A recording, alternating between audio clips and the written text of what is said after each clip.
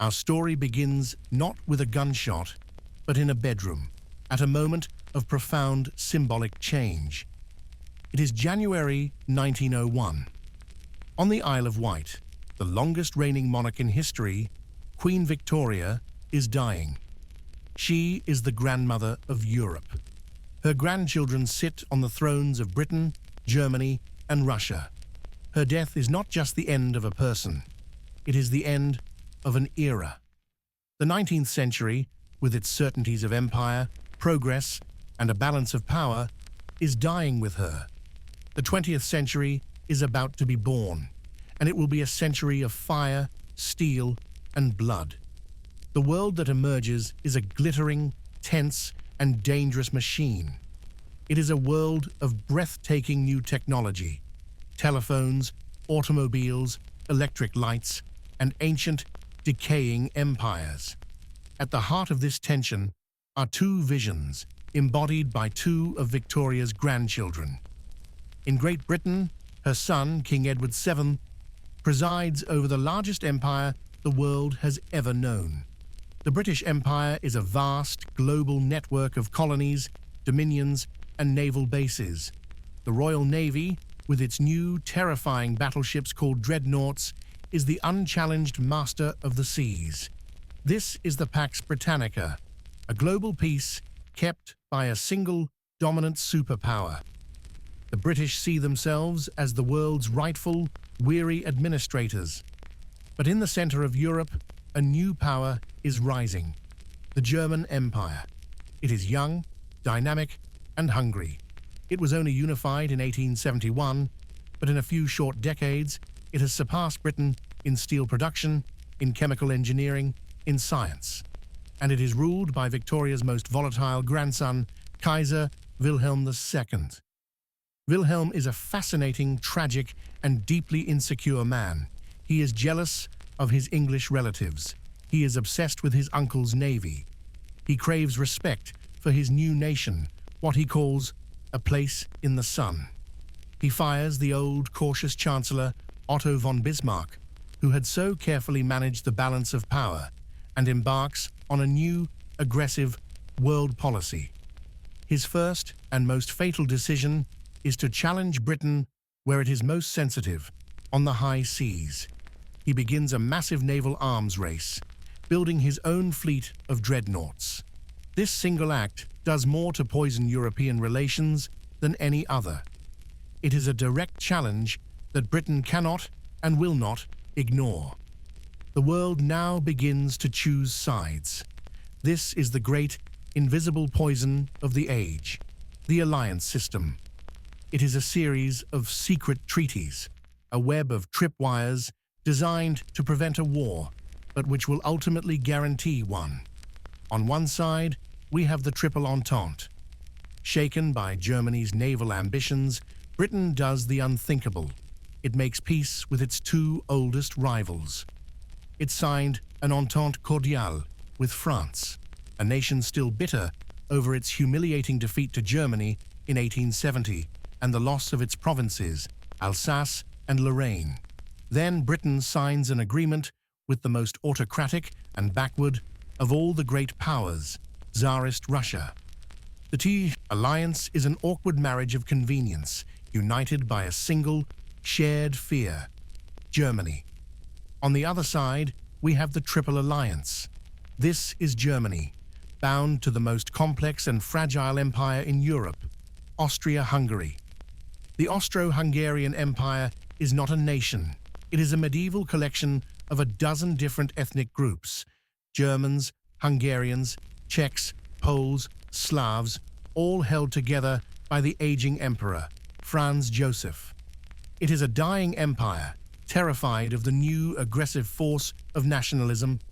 Its junior partner is Italy, a nation that, like Germany, is new and ambitious. So the stage is set. Two massive armed camps, bristling with new weapons, machine guns, long-range artillery, barbed wire, all run by monarchs and generals who still think of war in terms of cavalry charges and colorful flags. But where will the spark come from? It will not come from London or Berlin. It will come from the one place everyone knows is a powder keg, the Balkans. This region is the soft underbelly of Europe, where the three great dying empires, the Austro-Hungarian, the Russian, and the Ottoman, all collide. The Ottoman Empire, the sick man of Europe, is crumbling, leaving a vacuum of power. And into this vacuum rises a new, passionate, and aggressive dream, the dream of a greater Serbia. Serbia is a small, fiercely independent kingdom. It sees itself as the protector of all Slavic peoples in the Balkans, and it dreams of uniting them into a single nation. This dream is a direct, existential threat to Austria-Hungary, which rules over millions of those very Slavs in its southern provinces, most notably Bosnia. In 1908, Austria-Hungary annexed Bosnia, formally swallowing it into its empire. The Serbs are enraged.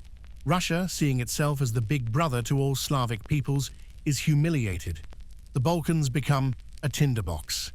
In 1912 and 1913, a series of short, brutal Balkan wars were fought as the new nations of Serbia, Greece, and Bulgaria tore away the last remaining pieces of the Ottoman Empire in Europe. The region is left seething, unstable, and violent. And in Serbia, a secret, shadowy terrorist group, the Black Hand, is forming.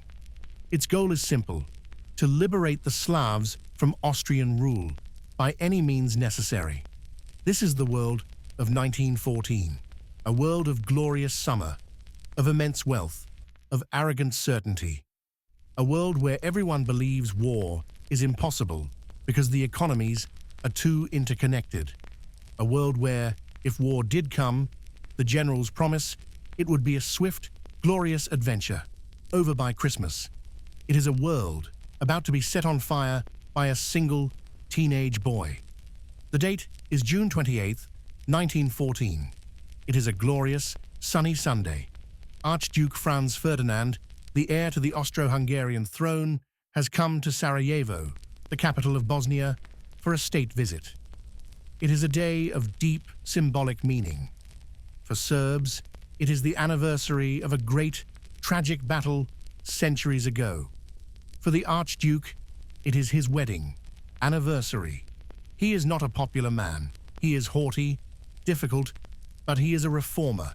He, ironically, believes in giving more rights to the Slavic minorities, a policy that makes him a threat to the Serbian extremists who believe reform will quiet their dream of revolution. The Black Hand has sent a team of young nationalist assassins to Sarajevo. They are sick with tuberculosis, radicalized, and willing to die.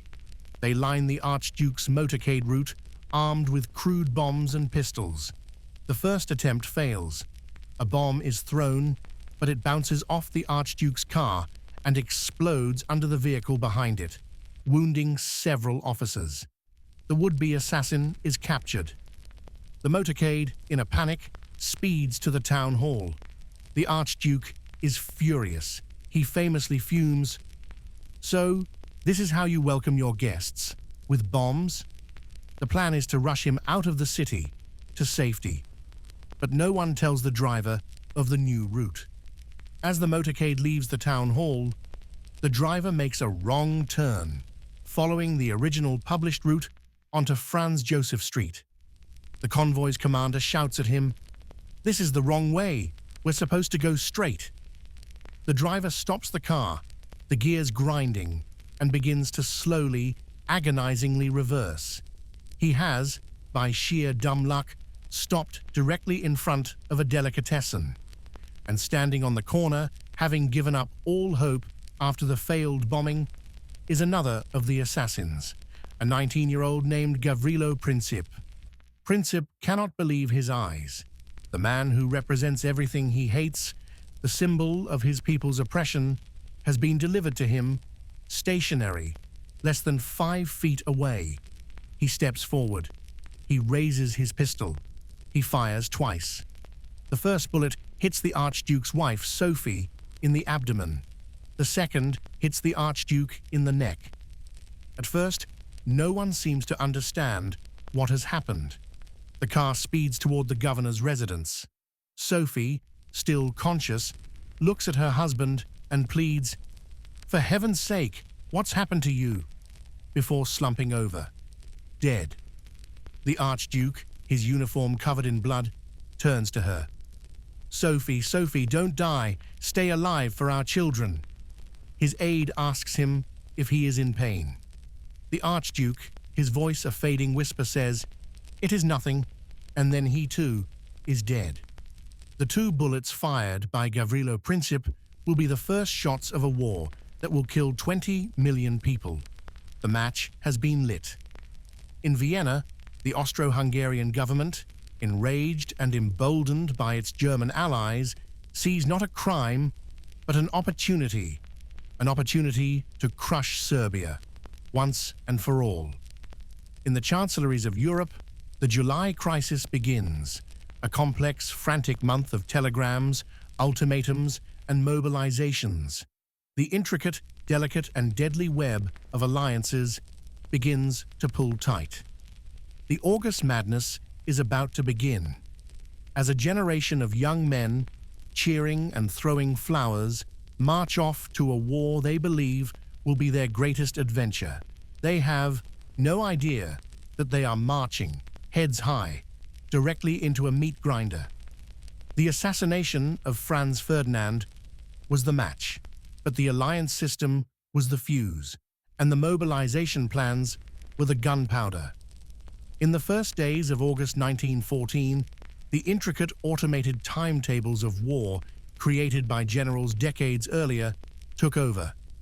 The politicians, who had fumbled the July crisis, were now prisoners of their own creation. In Berlin, Kaiser Wilhelm II, suddenly realizing the catastrophe he was unleashing, tried to halt the invasion of France and focus only on Russia. His top general, Helmuth von Moltke, famously told him, "Your Majesty, it cannot be done. The deployment of millions cannot be improvised. It would be a shambles. The machine, once started, could not be stopped." Germany's entire strategy rested on a single, audacious gamble, the Schlieffen Plan. Devised years before, it was a plan to solve Germany's greatest fear, a 2-front war. The logic was simple. Russia, vast and undeveloped, would be slow to mobilize, taking at least 6 weeks. In those 6 weeks, Germany would throw almost its entire army, a massive right hook, through neutral Belgium, smash the French army, encircle Paris, and win the war in the West. They would then put their victorious armies on trains and ship them east to face the Russians.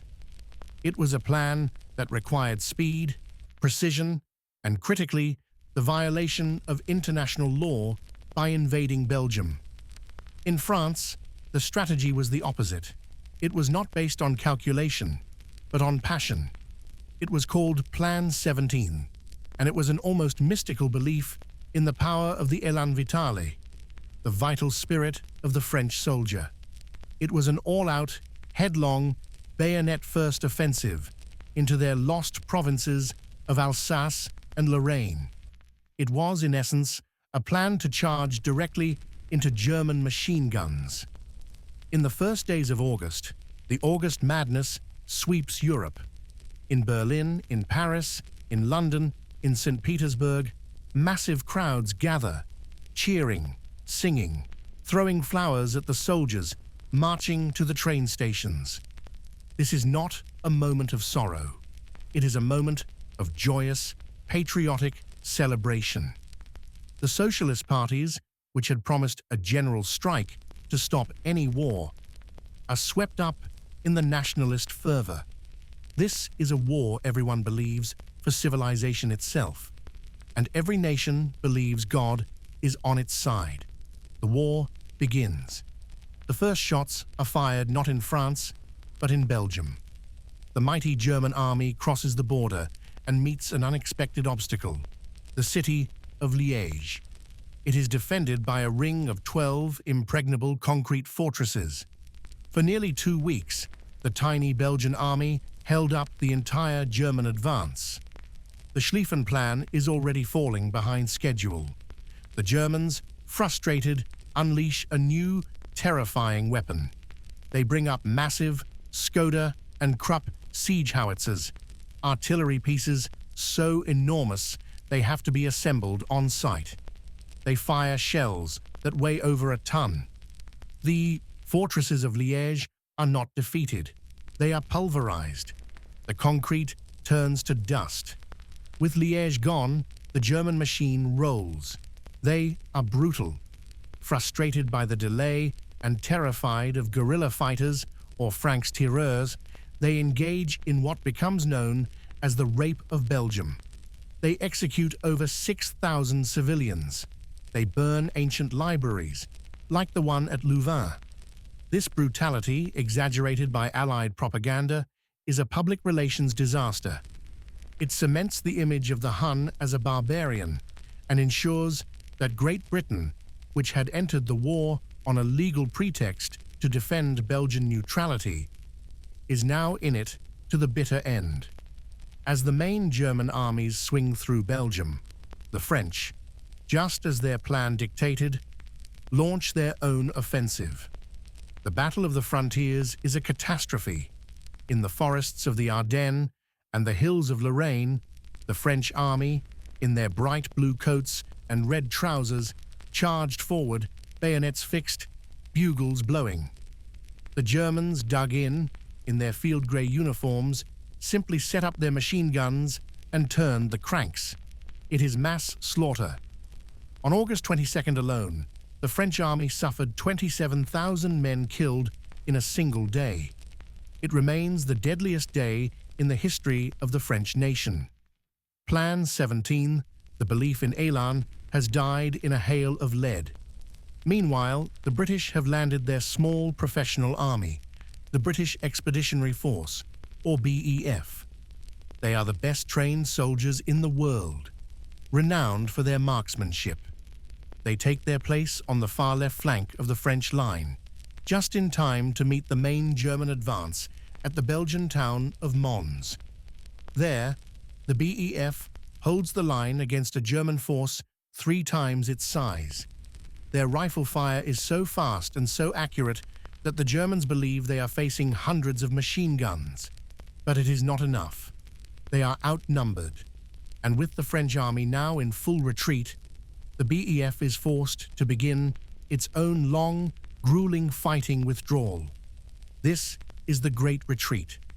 For 2 weeks, the French and British armies are in a desperate full-scale retreat. The German army seems unstoppable.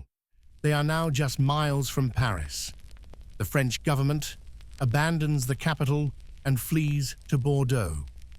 It seems the Schlieffen Plan, despite its delays, is about to succeed. But the German army is in trouble.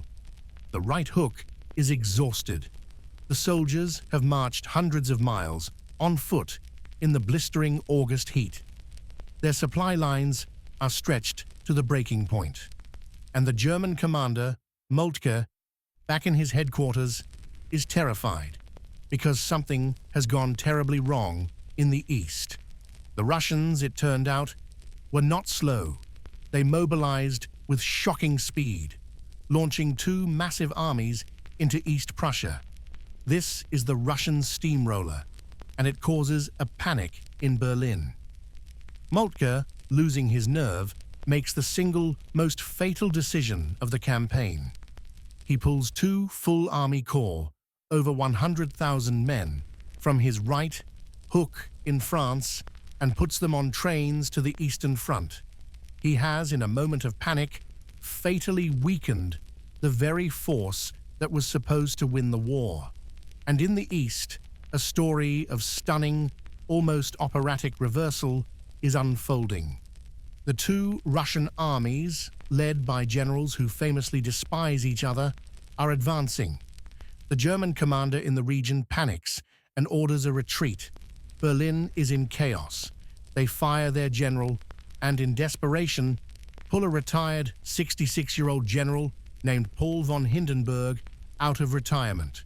To guide him, they assign a brilliant, ambitious staff officer named Erich Ludendorff. Hindenburg and Ludendorff, in one of the greatest partnerships in military history, see an opportunity. The two Russian armies are advancing, but they are separated by a vast chain of lakes. And incredibly, they are communicating their battle plans to each other over uncoded radio. The Germans are listening to every word.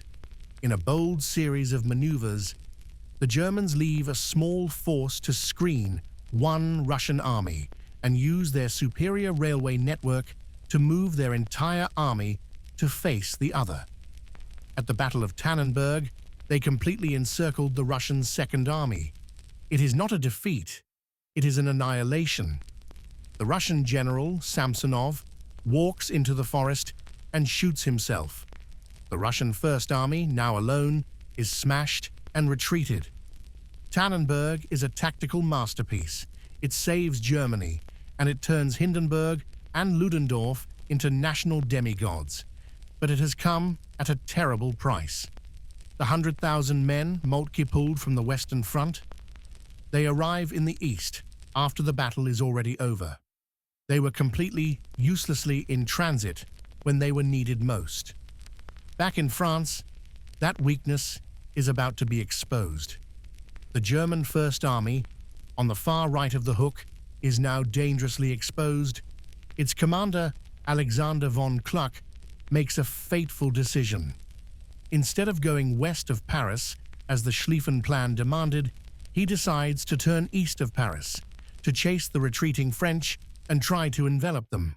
This turn exposes his flank, and the French see it. The French commander, Joseph Joffre, a large, quiet man, has managed the great retreat with calm resolve. Now, he sees his chance. He gathers his retreating armies, his reserves, and the garrison of Paris, and gives the order. The time has come to advance at all costs and to die where you stand, rather than give way. On September 5th, 1914, the retreating Allies stopped, turned, and fought. This is the First Battle of the Marne. The battle is a sprawling, chaotic, desperate affair. It is here that the most famous legend of the war is born, the taxis of the Marne. With a critical gap in the line, the military governor of Paris commandeers 600 of the city's taxicabs, piles them with 6,000 soldiers, and rushes them to the front. It is a small move, militarily, but it is an enormous symbol of a nation's will to survive. The exhausted, overstretched Germans are stunned. Von Kluck's army, which has been turning east, is now attacked in its flank. A 30-mile gap opens up in the German line. The British Expeditionary Force, exhausted and battered, begins to advance into that very gap. In his headquarters in Luxembourg, Moltke, a broken man, receives the news. He sees that his armies are exposed, his plan in ruins. He orders a general retreat. The German army falls back 40 miles until they reach high ground behind the River Aisne. There, Moltke tells his men to do something they have never done before. Dig in. Fortify your positions. Moltke is fired. The miracle of the Marne has saved Paris. It has saved France. The Schlieffen Plan is dead. The war will not be over by Christmas. What happens next is one of the strangest phases of the war, the race to the sea. It is not a race to the sea. It is a race to get around the other guy's flank. After the Marne, both armies, now dug in, try to outflank each other to the north. The Germans try to get around the French flank. The French try to get around the German flank. They sideslip again and again in a series of bloody battles, always trying to get around the open end of the line. This race continues for 300 miles until there is no more flank to turn. They have run out of land. The line now stretches from the Swiss border, uninterrupted, all the way to the North Sea and the English Channel. At the end of this race, the Germans make one last, desperate attempt to break through. They launch a massive assault on the Belgian city of Ypres. This is the first Battle of Ypres. It is here that the old British expeditionary force, the old Contemptibles, is effectively destroyed. They hold the line by a thread against waves of German attacks. The Germans, in turn, throw waves of new, untrained student volunteers into the fight. They are slaughtered in what the Germans themselves will call the Kindermord bei Ypern, the massacre of the innocents at Ypres. By November 1914, the battle died down. The lines are set, the race to the sea is over. The war of movement is dead.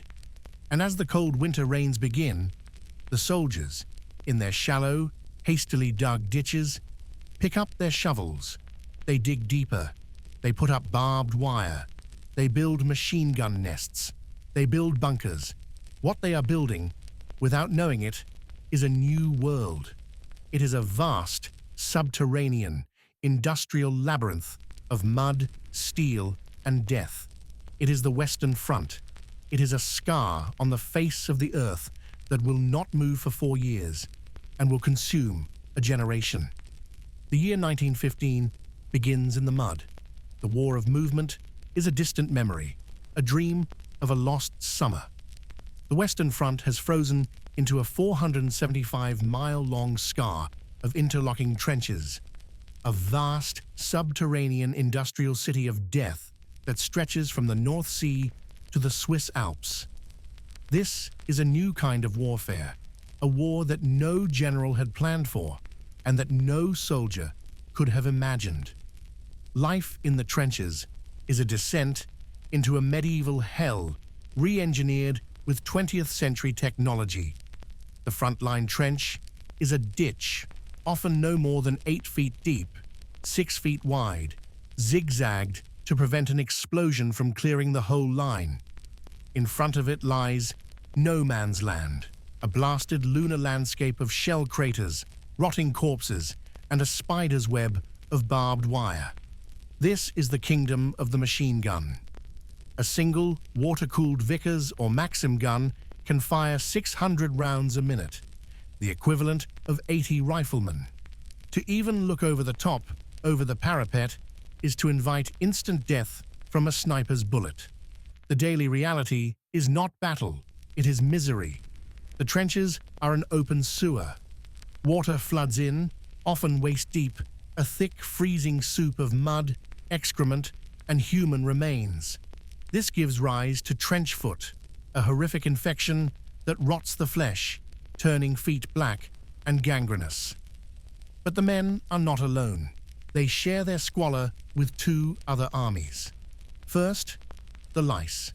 They are everywhere, in the seams of uniforms, causing a constant maddening trench fever. Second, the rats. There are millions of them. They are enormous, gorging themselves on the endless supply of corpses in no man's land, and bold enough to steal food from a sleeping soldier's hand. The smell is unforgettable, a stomach-turning mix of rotting flesh, chloride of lime, latrines, and unwashed bodies. And the sound is constant. A background rumble of distant artillery, the pop of a sniper's rifle, the crump of a mortar, and the high-pitched whiz-bang of a shrapnel shell, a sound that gives you just 1 second to duck. The generals, baffled by this stalemate, fall back on the only logic they know, the offensive. They believe the war can only be won by a breakthrough. Their new strategy is simple. Find a weak point, gather an enormous number of men, bombard the enemy's line with artillery for a few days, and then send the infantry over the top. This is the central tragic formula of 1915. It is a year of failed, bloody-minded offensives that achieve nothing. The French, under Joffre, launch massive attacks in Champagne and Artois. They are slaughtered. The British, now raising a vast new Kitchener's army of volunteers, launch their own attacks at Neuve-Chapelle and lose. They too are mowed down by machine guns, for a few yards of shattered mud. The problem is technology. The attacker has no advantages. The defender is dug in, protected by concrete, barbed wire, and machine guns. The only weapon the attackers have to clear the wire is artillery. But the artillery of 1915 isn't accurate enough. The shells, often poorly made, are duds a third of the time. The bombardment warns the enemy of the coming attack, churns no man's land into an impassable swamp, and crucially fails to cut the barbed wire. The infantry, ordered to advance, are channeled by the uncut wire into killing zones, where they are simply annihilated. The generals, desperate for a breakthrough, turn to science. On April 22, 1915, at the Second Battle of Ypres, the Germans unleashed a new, terrifying weapon. They have waited for the wind to be right. At 5 RPM, French and Algerian colonial troops in the line see a strange, greenish-yellow cloud rolling toward them. It is chlorine gas. The effect is not a weapon of war. It is a weapon of horror. The gas is heavier than air, so it sinks into the trenches. It burns the lungs, dissolves the mucous membranes, and blinds the eyes. Men choke, clutch their throats, and drown in their own fluids. A 4-mile gap is ripped open in the Allied line. The Germans, themselves terrified of the poison, advance cautiously. The Canadians on the flank, in one of the most heroic stands of the war, manage to close the gap, many of them holding urine-soaked rags to their faces as a crude, last-minute gas mask. The gas attack is a tactical surprise, but a strategic failure. It doesn't win the battle, but it has opened Pandora's box. The Allies are horrified, but they immediately begin developing their own, deadlier gases, phosgene, and later, the most feared of all, mustard gas. The war has become even more diabolical. While the Western Front is a story of stalemate, the other fronts are a story of expansion. The war is going global. In late 1914, the Ottoman Empire, the sick man of Europe, had joined the Central Powers. This is a crucial move. The Ottomans, led by a group of ardent young nationalists called the Young Turks, see this as a chance to regain their lost glory. For the Allies, it is a disaster. It closes the Dardanelles Straits, the vital sea route that is the only way for Britain and France to resupply their vast, struggling ally, Russia. In London, the First Lord of the Admiralty, Winston Churchill, proposes a brilliant, daring, and ultimately catastrophic solution. He will not attack the Western Front. He will knock the props out from under Germany. He will use the Royal Navy to force the Dardanelles, sail up to the Ottoman capital of Constantinople, and knock the Turks out of the war with one blow. It is a plan to bypass the stalemate. In March 1915, a fleet of British and French battleships steamed into the narrow straits. They are met by a line of unseen old-fashioned mines. 3 battleships are sunk. The fleet panics and retreats. The naval-only plan has failed. Churchill, stubborn and desperate, refuses to give up. He pivots. He will land an army on the Gallipoli Peninsula to capture the forts that guard the straits, allowing the Navy to pass. On April 25, 1915, the landings began. It is a disaster. The British troops land at Cape Helles and are pinned down on the beaches. But the most famous landing is at a tiny, sheer-cliffed beach to the north. These are the Anzacs, the Australian and New Zealand Army Corps. For them, this is their first test of battle as new nations. They are landed by mistake on the wrong beach, a tiny cove commanded by steep, Turkish-held cliffs. They are told to charge. They claw their way up the cliffs into a hail of machine gun fire in a desperate, heroic, and hopeless fight. The Gallipoli campaign becomes another Western Front.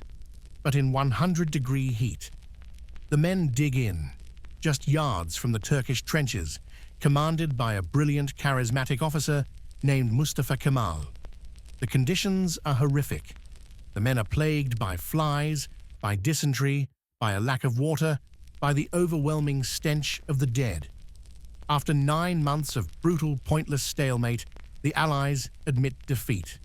They stage their one brilliant success of the campaign, a silent overnight evacuation, fooling the Turks completely. But it is a failure. 250,000 Allied casualties, 250,000 Turkish casualties. Churchill is disgraced and resigns, his career in ruins. The Dardanelles remain closed. Russia is cut off. And in the chaos of the Gallipoli campaign, the young Turk government, paranoid about its Christian Armenian minority, unleashes one of the darkest chapters of the war. Falsely accusing the Armenians of sympathizing with the Russians, they order their systematic deportation. It is not a deportation. It is a genocide. Over 1.5 million Armenians, men, women and children, are marched into the Syrian desert to die of starvation, thirst and execution. It is a horror that will set a grim precedent for the 20th century. While the land war bogs down, a new war is beginning at sea. Great Britain is using its mastery of the seas to starve Germany. The Royal Navy has imposed a distant blockade, a strangling ring of ships that prevents anything, food, weapons, fertilizer, cotton, from reaching Germany. It is a slow, silent, and deadly weapon. Germany, its surface fleet bottled up in port, has only one weapon to fight back: the undersea boot, the U-boat, the submarine. In February 1915, Germany declared the waters around Britain a war zone. They will wage unrestricted submarine warfare, sinking any ship, including neutral merchant ships, without warning. This is a direct challenge to the world's great neutral power, the United States. President Woodrow Wilson is an idealist, a man who sees America as too proud to fight. He wants to mediate the peace. But American banks are funding the Allied war effort, and American factories are supplying them. This is not a neutral position. On May 7, 1915, the U-boat U-20 spotted a massive, fast-moving target off the coast of Ireland. It is the RMS Lusitania, a British passenger liner, one of the largest and fastest ships in the world. The Lusitania is, in fact, carrying passengers, but it is also secretly carrying millions of rounds of ammunition. The U-20 fires a single torpedo. It strikes the ship, and a moment later, a massive second explosion, almost certainly the ammunition, tears the ship apart. It sinks in 18 minutes. Nearly 200 people were killed. Among them are 128 Americans. America is enraged. Public opinion, skillfully managed by British propaganda, turns violently against Germany. Germany, terrified that America will enter the war, backs down. It calls off its unrestricted submarine warfare. The crisis passes, but the Lusitania has changed America's mental calculus. It is the first long step toward war. While the West is a story of trenches and stalemate, the Eastern Front is a war of staggering scale and movement. In 1915, the Germans, now under the godlike command of Hindenburg and Ludendorff, decided to focus their main effort not on France, but on Russia. They will knock their weaker, backward enemy out of the war. Their partner, Austria-Hungary, is a mess. Its multi-ethnic army is a disaster of low morale and incompetence. The Germans must take command. In May 1915, they unleashed a new offensive, the Gorlice-Tarnow offensive. It is a new tactic. Instead of a wide front attack, they gather a massive, concentrated storm of artillery and punch a tiny 20-mile hole in the Russian line. It is a stunning success. The entire Russian line shatters. What follows is not a retreat, but the Great Retreat of 1915. The Russian army is hammered again and again, pushed 300 miles out of Poland, out of Galicia, out of Lithuania. They lost 1.5 million men captured and another million killed or wounded. The Tsar, in a moment of disastrous hubris, fires his top general and takes personal command of the army. He leaves the capital, St. Petersburg, to be run by his wife, the Tsarina, who is under the hypnotic, disastrous influence of a holy man named Grigory Rasputin. The Russian state is beginning to rot from the head, and in the Balkans, the nation where it all began, is about to be erased. Serbia, which had heroically fended off 2 Austrian invasions in 1914, is now targeted by a new, combined force. The Germans and Austrians, led by the brilliant German General von Mackensen, attack from the north. And in the south, a new nation joins the Central Powers, Bulgaria. Still bitter from its defeat in the Balkan Wars, Bulgaria attacks Serbia from the east, hungry for revenge. The Serbian army is trapped. In a scene of biblical tragedy, the entire Serbian nation, the army, the government, the king, and hundreds of thousands of civilians, begins a long, desperate winter retreat. They retreat through the frozen, snow-covered mountains of Albania, heading for the sea. Tens of thousands starve or freeze to death. The survivors who reach the coast are rescued by Allied ships. The army is evacuated to the Greek island of Corfu to recover. Serbia, for now, has ceased to exist. As 1915 comes to an end, the map of the war looks bleak for the Allies. The Central Powers have formed a massive contiguous bloc from the North Sea to the Persian Gulf. Russia is shattered. The Western Front is a bloody locked door. The Gallipoli campaign is a humiliating failure, and a new sinister player has joined the war: Italy. Italy had been a member of the Triple Alliance with Germany and Austria, but in 1915, the Allies made them a better offer.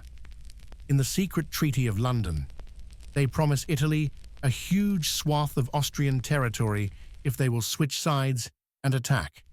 Italy agrees.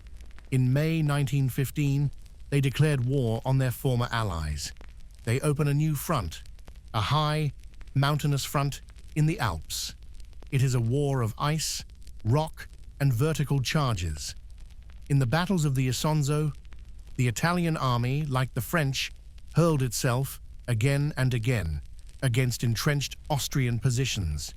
They will fight 12 of these battles, a slow, pointless, and bloody campaign.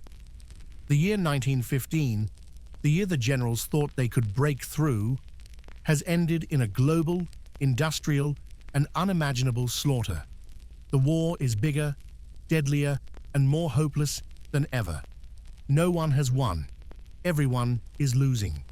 And the generals, having learned nothing, are planning for 1916. They are planning to do the same thing, but this time with more. More men, more guns, more shells. 1916 will not be the year of breakthrough. It will be the year of the meat grinder. The year 1916 is the war within the war. It is the year that will come to define the First World War in popular memory. It is a year of 2 of the most horrific, industrial-scale battles in human history: Verdun and the Somme. The year begins with a new, cold logic from the German High Command. The new chief, Erich von Falkenhayn, has a chillingly simple, cynical plan. He knows that a true breakthrough on the Western Front is impossible. So, he will not try to break the French army, he will bleed it to death. His strategy is one of pure, calculated attrition. He will attack a place the French cannot and will not retreat from. A place so deeply embedded in the French national psyche that they will sacrifice their last man to defend it. He chooses Verdun. Verdun is a city of immense symbolic importance, a fortress town that has been the key to France's eastern defenses for centuries. Falkenhayn's plan is not to capture the city, but to turn it into a mill on the Meuse, a human meat grinder. He will lure the French army into a tiny contained kill zone, and then he will annihilate them with artillery. The French, he writes, will be bled white. On February 23, 1916, the battle began. After a 9-hour, 1-200-gun artillery barrage, the most intense in history up to that point, German stormtrooper infantry, using new infiltration tactics and, for the first time, flamethrowers, advanced. The French lines, thinly held, simply vaporize.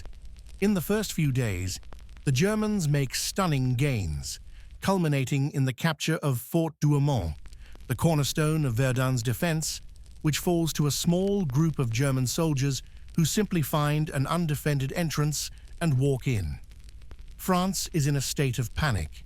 The government is on the verge of collapse. The man they turn to is General Philippe Pétain.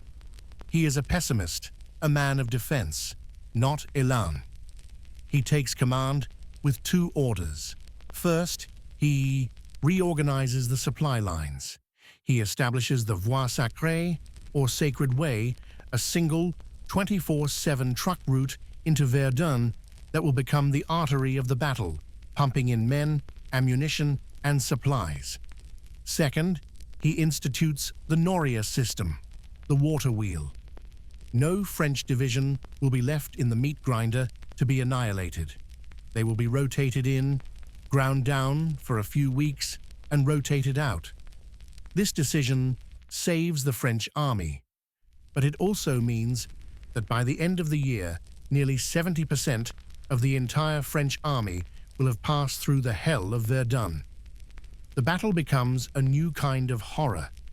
It is not a war of movement. It is a war of pure bombardment. The landscape ceases to exist. Forests are reduced to splinters. Villages become dust. The land is churned into a lunar craterscape, where men are killed, buried, and then re-exhumed by the next shell. Men die of thirst, of madness, of being simply atomized. The battle grinds on for 10 agonizing months, February to December. The French, under their new hero, Robert Nivelle, launched desperate counterattacks, slowly, painfully, recapturing Fort Douaumont. By the time the battle finally peters out, nothing has changed. The lines are almost exactly where they started. But the cost is staggering. Over 700,000 casualties, French and German, on a battlefield just 10 miles square. Falkenhayn's plan has failed. He has bled France white, but he has bled his own army just as badly. Verdun is a victory for France, but it is a victory that has broken the back and the spirit of the French army. While the mill on the Meuse is grinding away, the Allies are planning their own great offensive. Originally, it was to be a joint Anglo-French attack, but with the French army being exsanguinated at Verdun, it fell to the British to take the lead. This will be the great, heroic debut of Kitchener's new army, the vast army of patriotic volunteers who had answered the call in 1914. Their commander is General Douglas Haig, a man of deep, unshakable, and many would say, tragic belief in the offensive. The goal of the battle is no longer a grand breakthrough, but to relieve the desperate pressure on the French at Verdun. The chosen battlefield is the Somme. Haig's plan is a perfect, terrible example of trench warfare logic. He will gather an unprecedented amount of artillery, 1,500 guns. He will bombard the German lines non-stop for 7 days and 7 nights. 1.5 million shells will be fired. This barrage, he believes, will destroy everything. It will cut all the barbed wire. It will flatten all the trenches. It will kill all the German machine gunners. The infantry, his new volunteer army, will then simply walk across no man's land, capture the German lines, and the cavalry, which he still has waiting, will pour through. On the morning of July 1st, 1916, at 7:30 a.m., whistles blew all along the British line. The bombardment stops, and the men go over the top. They are laden with over 60 pounds of gear. They are told to walk in neat, orderly lines, but the barrage had been a catastrophic failure. The shells were too light. The German trenches, dug 30 and 40 feet deep into the chalky soil, were untouched. The barbed wire, in many places, was simply churned into an even more impassable, tangled mess. As the bombardment lifts, the German machine gunners, who had simply been waiting in their deep dugouts, climb out, set up their guns, and see an impossible sight: a slow-moving, heavily laden line of British soldiers walking toward them. They simply open fire. July 1st, 1916, is not a battle. It is a slaughter. It is the single bloodiest, most catastrophic day in the entire history of the British Army. By the end of that first day, the British had suffered nearly 60,000 casualties, 20,000 of them dead. The PALS battalions, the groups of friends, neighbors, and co-workers from the same towns who had enlisted together, are wiped out together. The soul of a generation is ripped out in a matter of hours. And yet Haig does not stop. He cannot. The battle must go on to keep the Germans from reinforcing Verdun. For 4.5 months, the Battle of the Somme grinds on, a desperate, muddy struggle for yards. In September, the British unleashed a new, secret weapon. It is a metal monster that clanks across the battlefield on caterpillar tracks, impervious to machine guns. It is the tank, but there are too few of them. They are slow, mechanically unreliable, and break down. They are a glimpse of the future, but they cannot win the battle. When the battle finally ends in November, in a sea of winter mud, over 1 million men, British, French, and German, are casualties. The Allies have advanced, at their deepest point, 6 miles. While the West is devouring itself at Verdun and the Somme, the Eastern Front sees its own final, spectacular convulsion. The Russian army, rebuilt after its humiliation in 1915, launches the Brusilov offensive. General Alexei Brusilov, unlike the Western generals, does not believe in a week-long bombardment. He believes in shock, speed, and surprise. He launches a massive, wide-front attack against the Austro-Hungarian lines, using short, surgical artillery strikes and shock troops to find weak points. It is a stunning, brilliant success. The Austro-Hungarian army, a multi-ethnic force of crumbling morale, completely disintegrates. They surrender by the hundreds of thousands.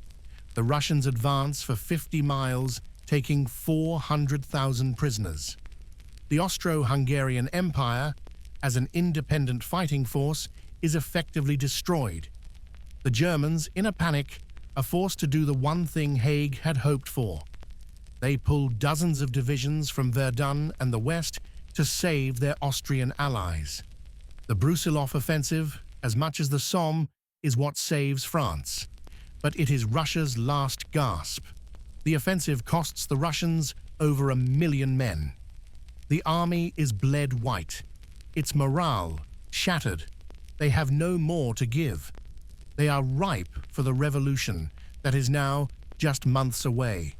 And finally, at sea, the war within the war has its one great climactic battle.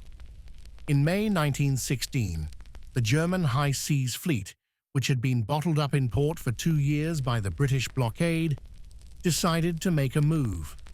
The German commander, Admiral Scheer, plans to lure out a small part of the British fleet, trap it, and destroy it.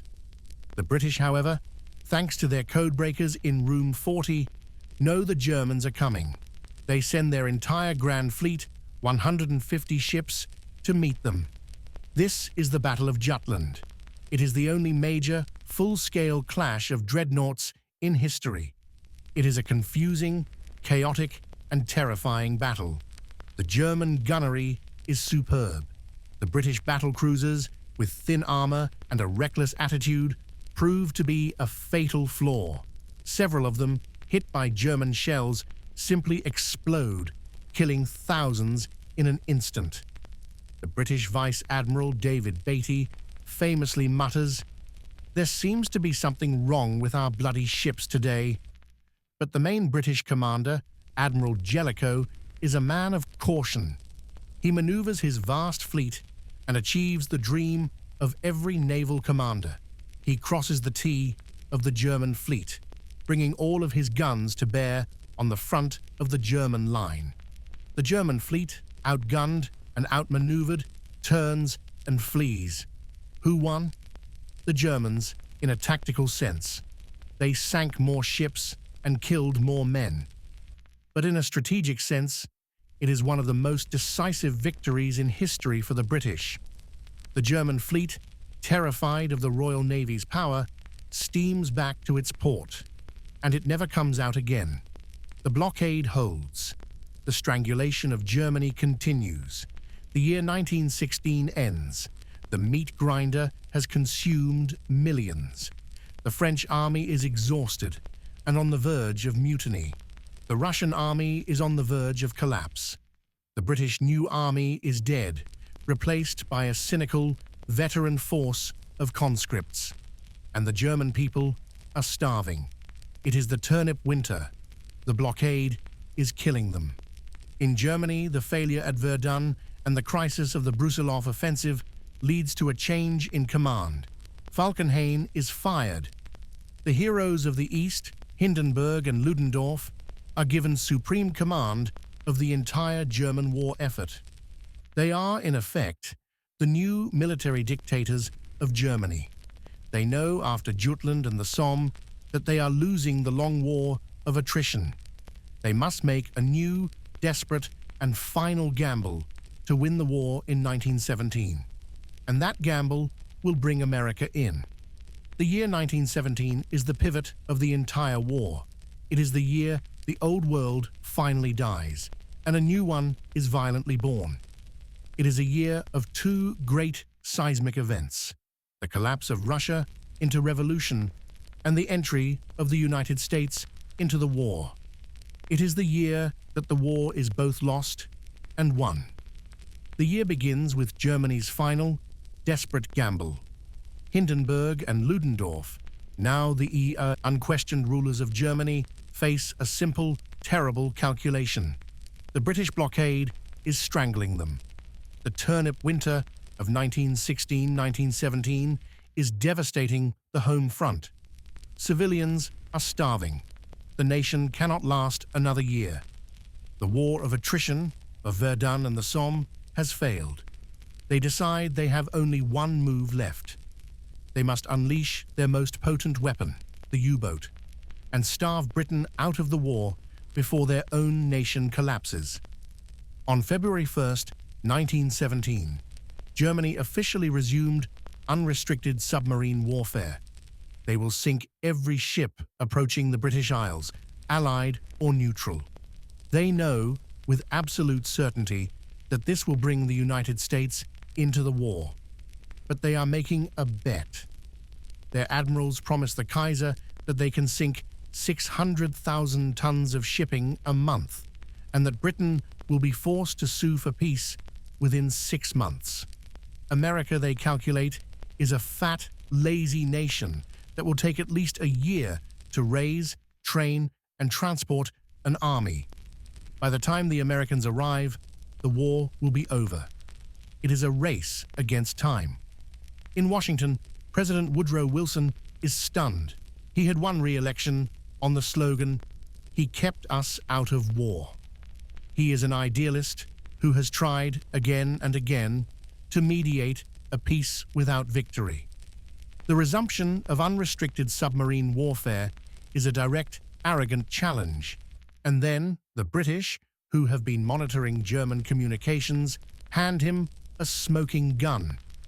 It is a telegram from the German Foreign Minister, Arthur Zimmermann, to the German ambassador in Mexico. It is one of the most idiotic and self-destructive documents in modern history. The telegram proposes an alliance with Mexico. If the United States declares war on Germany, Mexico is to invade the American Southwest, and for their reward, Germany will generously help them reconquer their lost territories of Texas, New Mexico, and Arizona. Wilson is outraged. When the Zimmermann telegram is published in American newspapers, the public, which had been deeply isolationist, explodes in anger. The combination of the U-boats and this direct threat to American territory is too much. On April 2, 1917, Woodrow Wilson stood before Congress. But he does not ask for a war of territory or revenge.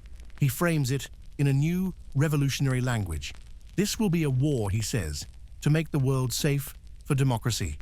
It will be, in his words, a war to end all wars. On April 6, 1917, the United States declared war on Germany. Germany's gamble has begun. The clock is ticking. At first, the gamble seems to be paying off.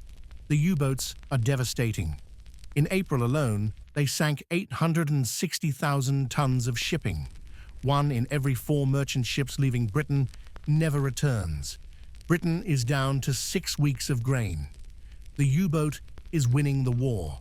But the British Admiralty, in a moment of panic, finally listens to a simple, centuries-old idea: the convoy system. Instead of letting ships sail alone, they will gather them into massive protected fleets escorted by destroyers. It is a brilliant success. The U-boats, once hunters, are now the hunted. Shipping losses plummet. The German gamble has failed. Britain will not starve. But as America is getting into the war, Russia is getting out. The turnip winter was bad in Germany, but it is catastrophic in Russia. The country, hollowed out by 15 million casualties and ruled by a hopelessly incompetent Tsarist regime, is at the breaking point. In March 1917, which is February on the old Russian calendar, the revolution began. It is not led by revolutionaries, it is led by women. In the capital of Petrograd, thousands of women, striking from the factories, fill the streets, demanding one simple thing: bread. The Tsar, Nicholas II, orders the army to fire on the crowds, but the soldiers, who are just peasants in uniform, look at the starving women, and they make a choice. They mutiny. They join the revolution.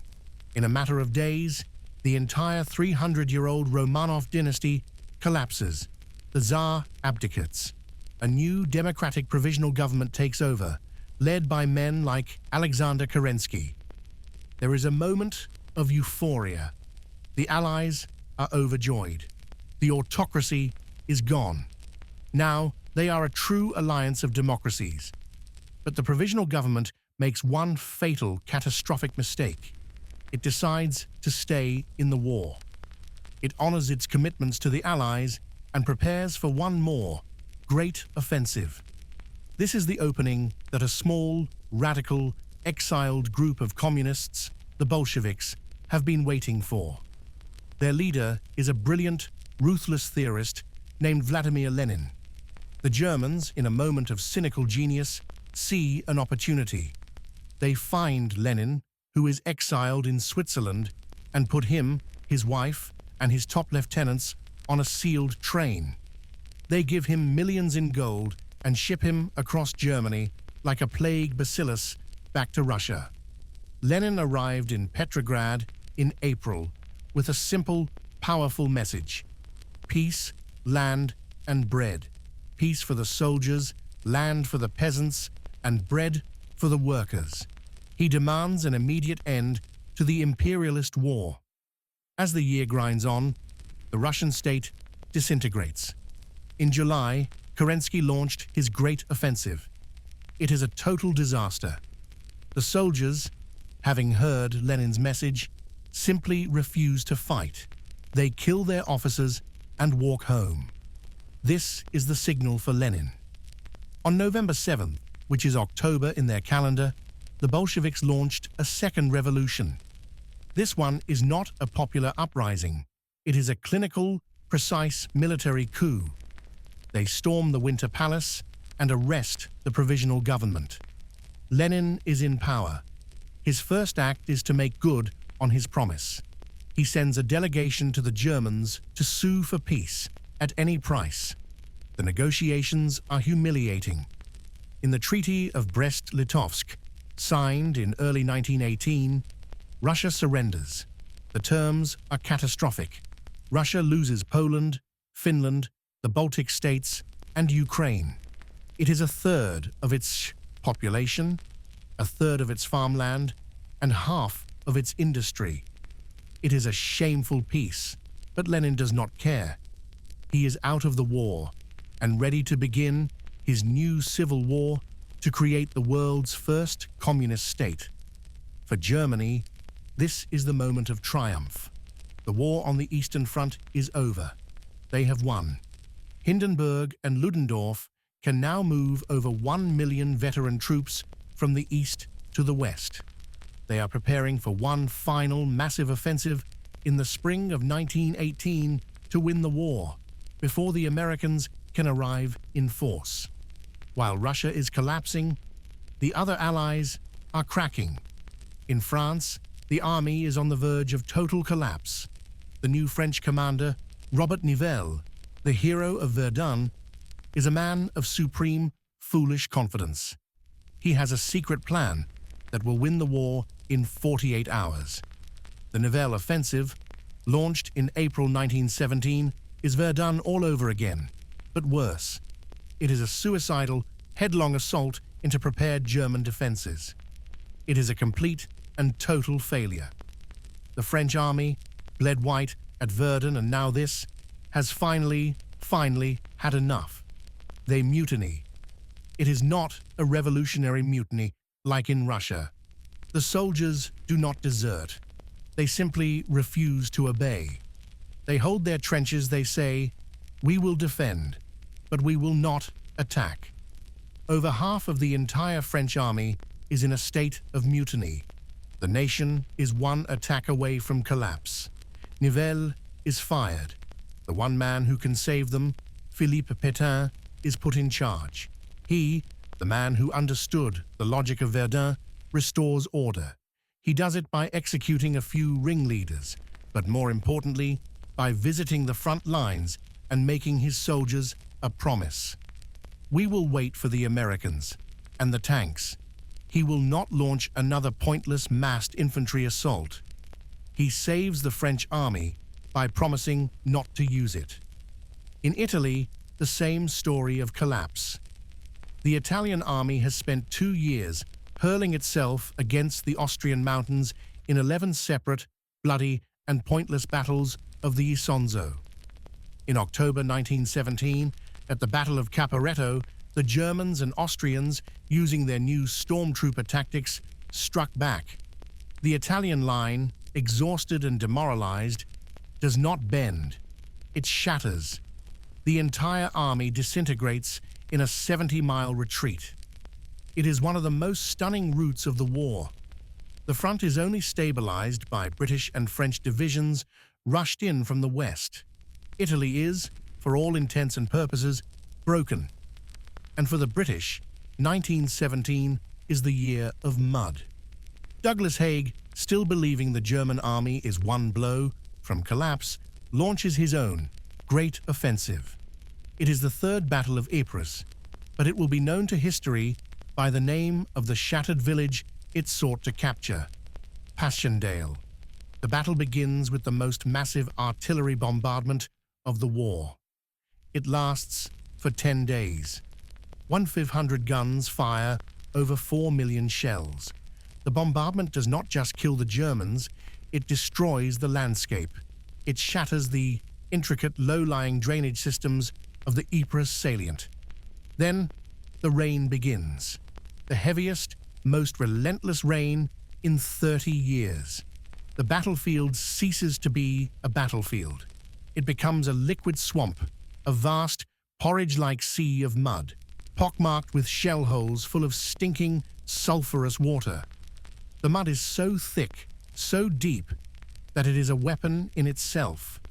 Men and mules, weighed down by their gear, slip off the wooden duckboards and simply disappear. They drown in the mud. The tanks, which were supposed to win the battle, bog down and sink. The artillery, when it fires, sinks into its own emplacements. For 3.5 months, the British, Australian, and Canadian soldiers fight this battle against the mud, against the machine guns in their concrete pillboxes, and against the new, terrifying German weapon, mustard gas. It is a blistering agent that causes massive, hideous burns and blisters, inside and out. In November, the Canadians finally captured the ridge where the village of Passchendaele once stood. It is a victory. They have advanced 5 miles. The cost, 300,000 Allied casualties, 260,000 German. As 1917 ends, the war is in a state of bizarre, desperate paradox. For the Allies, it is the darkest moment. Russia is gone. France is mutinous. Italy is broken. Britain is exhausted in the mud. But across the Atlantic, the arsenal of democracy is whirring to life. 2 million fresh, healthy, and optimistic American soldiers, the Doughboys, are in training. They are not yet here, but they are coming. The war has become a race. It is Germany's 1 million veteran troops from the East against America's 2 million fresh troops from the West. 1918 will be the final, desperate, all-or-nothing offensive. It will be, at last, the deciding year. The year 1918 dawns as a desperate race against time. For Germany, the equation is simple. Russia is out. 1 million veteran troops are being transferred to the West. But across the Atlantic, America is in, with 2 million fresh soldiers pouring into France, 30,000 a week. Ludendorff knows he has one last, narrow window. He must win the war now, or not at all. He plans a final, all-or-nothing offensive. It is codenamed the Kaiserschlacht, the Kaiser's Battle, but it will be known as the Spring Offensive. This will not be another Somme, another Verdun. This will be a war of movement, of pure, shocking violence, using new, elite soldiers, the stormtroopers. These are not the men of 1914. They are battle-hardened, cynical, and supremely skilled. They are trained in infiltration tactics. They will not charge the strongest points. They will bypass them. They will advance in small, independent groups, armed with light machine guns, mortars, and flamethrowers. They will not wait for a week-long bombardment. Instead, a short, terrifying, and precise artillery barrage, mixing high explosives with poison gas, will shatter the front. The stormtroopers will then slip through the gaps, deep into the enemy's rear, cutting communication lines, capturing artillery, and creating chaos. The regular infantry will follow behind to mop up the strong points that have been surrounded. It is, in effect, the birth of Blitzkrieg. On March 21, 1918, at 4:40 a.m., Operation Michael began. 6,500 German guns unleash a 5-hour barrage on a 50-mile front held by the British. Then, shrouded in a thick morning fog, the stormtroopers advance. The effect is not a battle. It is a collapse.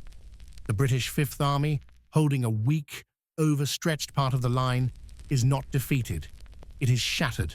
The stormtroopers are moving faster than any army has moved since 1914. In a matter of days, they have advanced 40 miles. They have recaptured all the devastated ground of the Somme. They have created a terrifying 50-mile-wide bulge in the Allied line.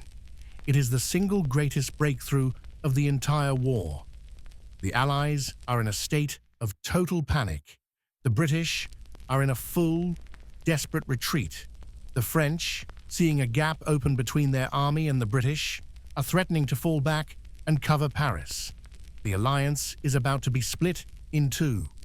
General Douglas Haig, the stoic British commander, is shaken. He issues a historic order of the day.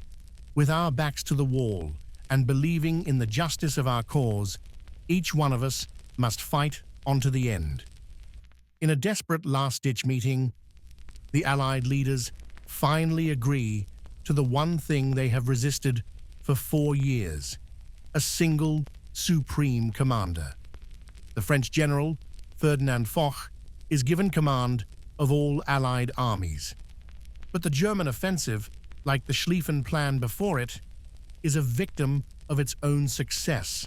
The stormtroopers, advancing so fast, have outrun their own supply lines.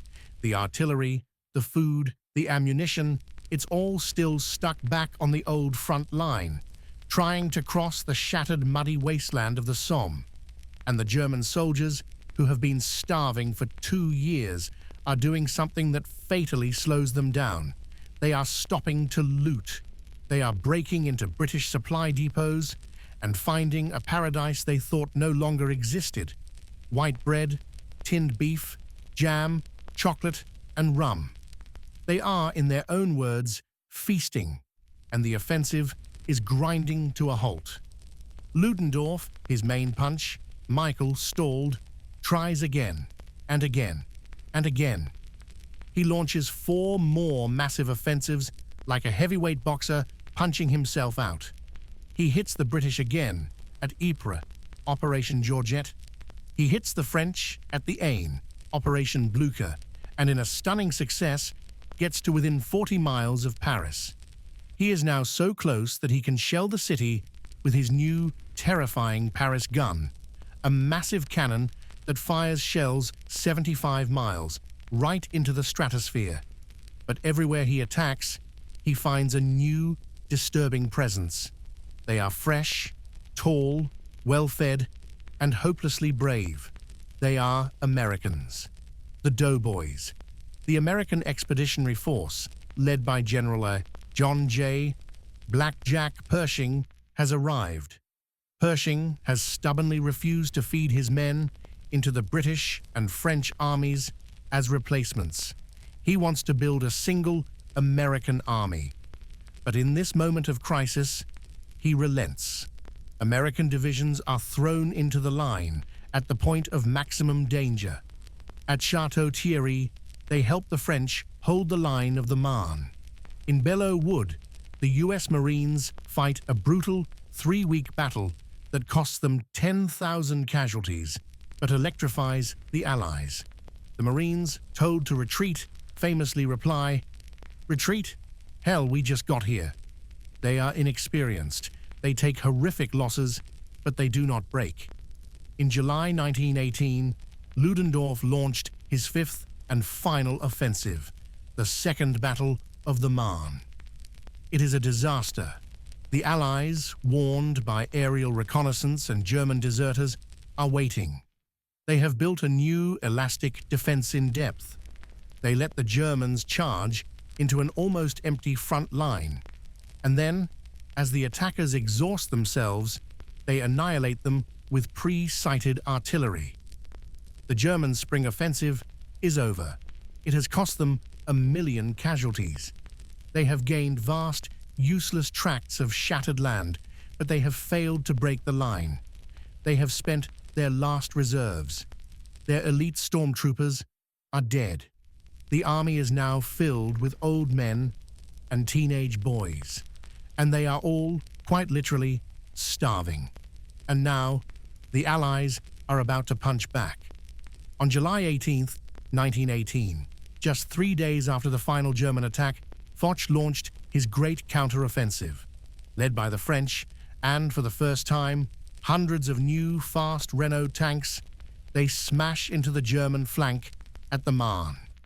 The Germans are stunned. They are not just stopped, they are in retreat. This is the beginning of the end. The tide has turned for the last time. The real blow came on August 8th, 1918, at the Battle of Amiens.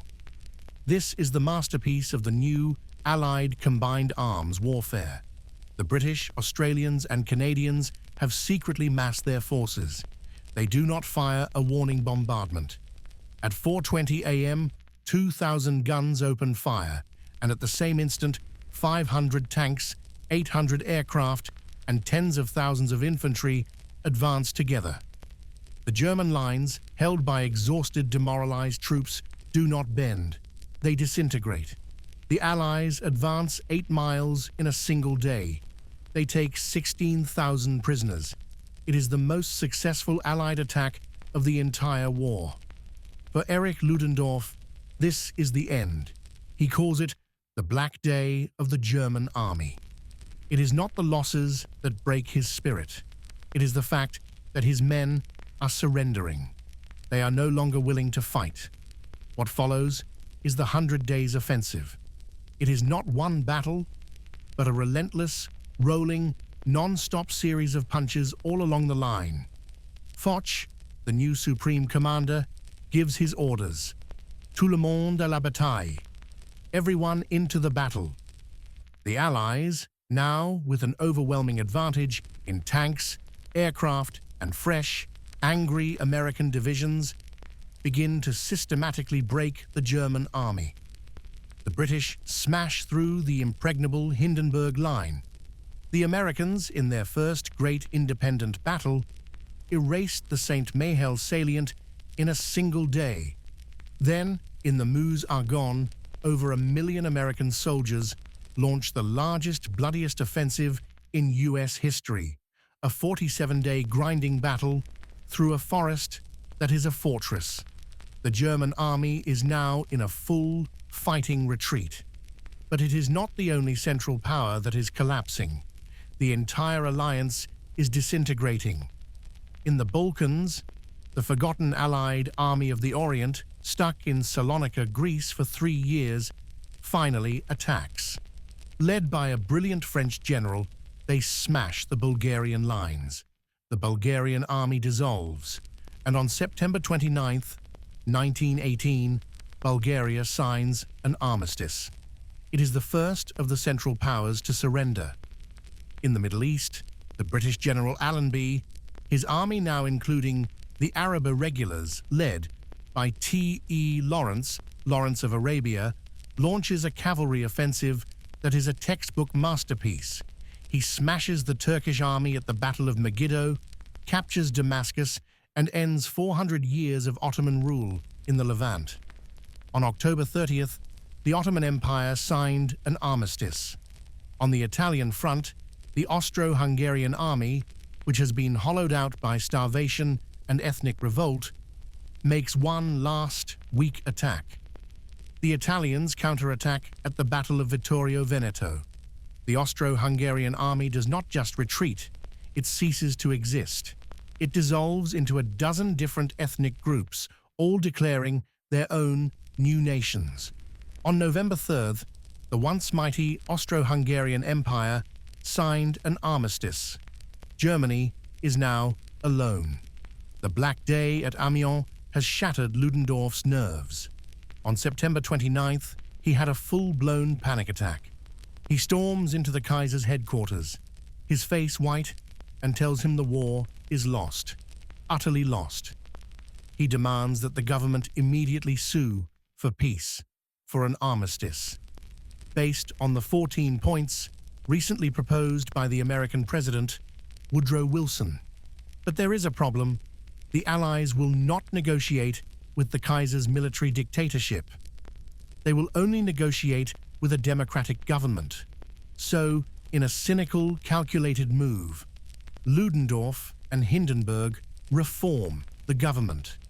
They hand power over to the civilian, democratic parties, just in time for them to be the ones to surrender.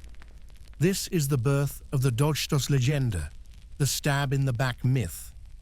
The military, Ludendorff will later claim, was never defeated. It was betrayed by the politicians, the socialists, the November criminals. While this is happening, the German people, starving and sensing the end, rise up. It begins, as it so often does, with the sailors. In late October, the German High Seas Fleet, which has been sitting in port since Jutland, is given a final suicidal order: sail out and fight a glorious final death ride against the British. The sailors, who see this as a pointless sacrifice, mutiny. They seize the port of Kiel. The mutiny becomes a revolution. It spreads across Germany. Workers and soldiers, Soviets, just like in Russia, are formed. On November 9th, 1918, the revolution reached Berlin. The Kaiser's chancellor, seeing no other choice, announces the Kaiser's abdication. The Kaiser, stunned, flees on his royal train to neutral Holland, where he will spend the rest of his life. A new German republic, later to be called the Weimar Republic, is born. A civilian delegation, led by Matthias Erzberger, is sent to meet the Allied commander, Foch. They meet in a private railway car, in the middle of the Compiègne forest. The terms Foch presents are not a negotiation.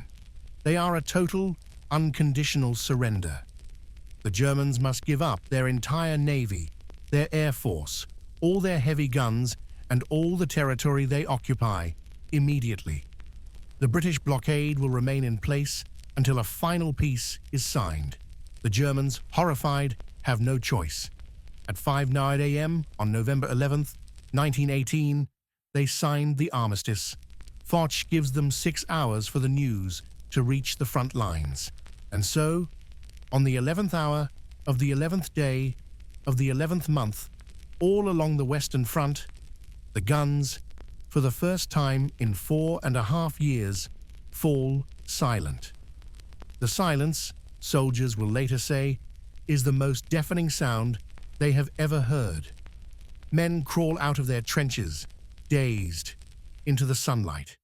They see, for the first time, the faces of the men who have been trying to kill them for years. Some waves, some share cigarettes. The Great War is over. The war is over. The killing has stopped, but the dying has not. As the soldiers limp home, they bring with them a new, invisible, and even more prolific killer. It is the Spanish flu. Born in the massive, cramped training camps of 1918, it is a virulent, mutated strain of influenza that targets not the old and weak, but the young and healthy, the very soldiers who have just survived the war. This pandemic, the Great Influenza, will sweep the globe in 3 waves. It will infect 500 million people and kill an estimated 50 to 100 million, far more than the war itself. It is the final, grim harvest of the 20th century's first great catastrophe. In January 1919, the leaders of the victorious nations gathered in Paris to build peace. This is the Paris Peace Conference. It is a meeting of hope and of vengeance. It is dominated by the Big Four. There is Woodrow Wilson of the United States, an academic and an idealist. He has come as a savior, bringing with him his 14 points, a new moral blueprint for the world. He wants peace without victory, an end to secret treaties, freedom of the seas, and most importantly, a League of Nations to ensure that all countries can solve their disputes with words, not wars. Then there is David Lloyd George, the Prime Minister of Great Britain. He is a pragmatic, clever politician. He stands between 2 poles. He knows he must rebuild Europe, but he has also just won an election on the promise to make Germany pay and squeeze the German lemon until the pips squeak.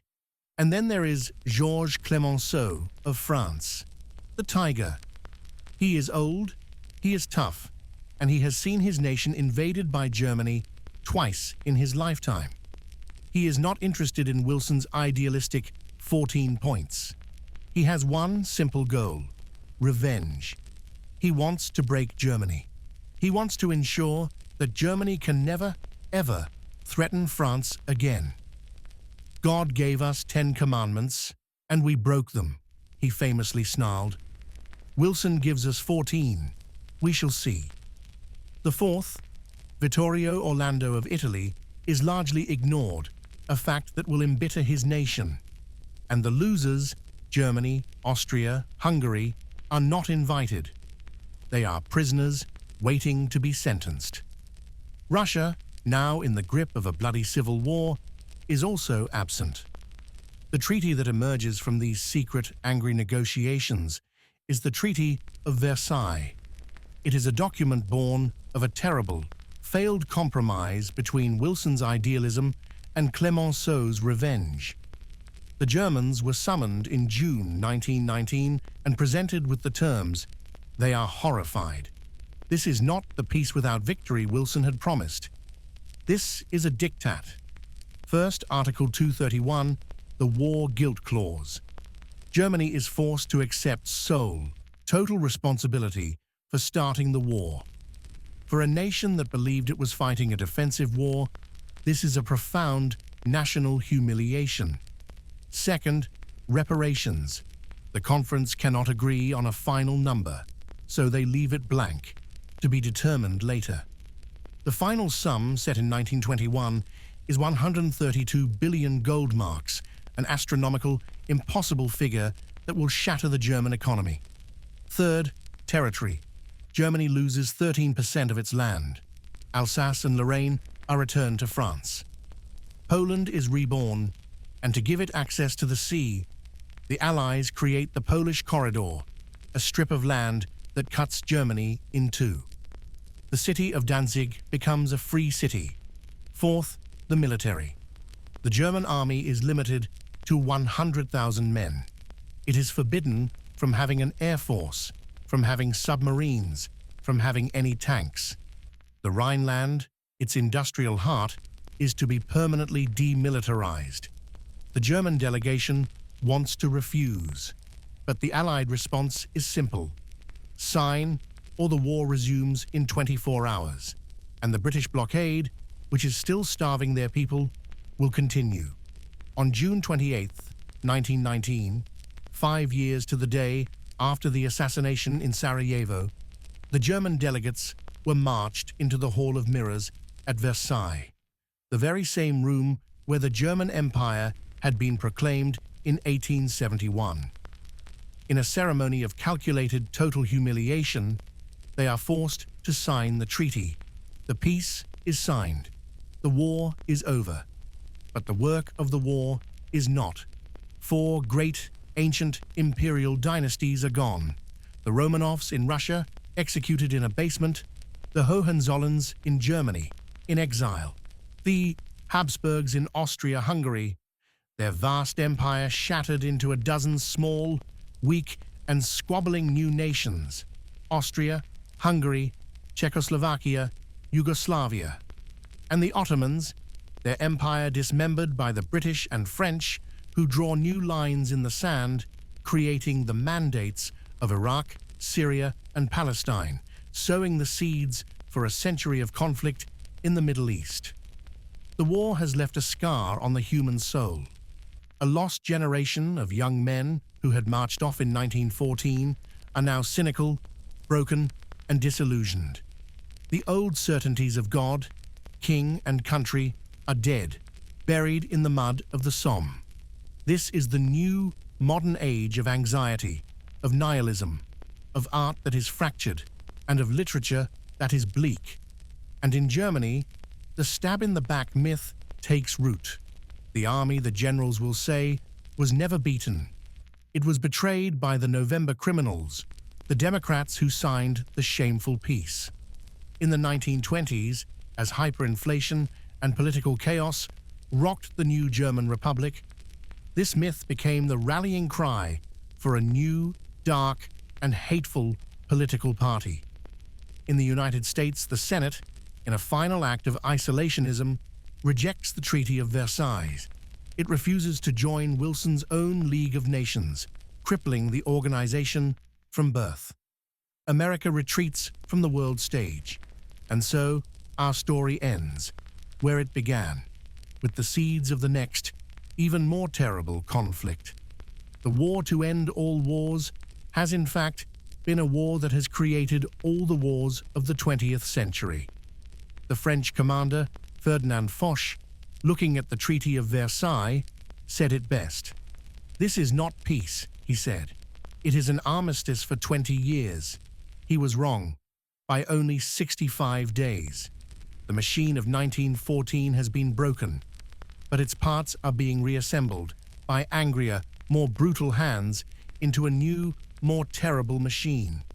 And in the beer halls of Munich, a young, failed artist and bitter veteran of the Great War is already gathering his followers, nursing a grievance and planning his revenge.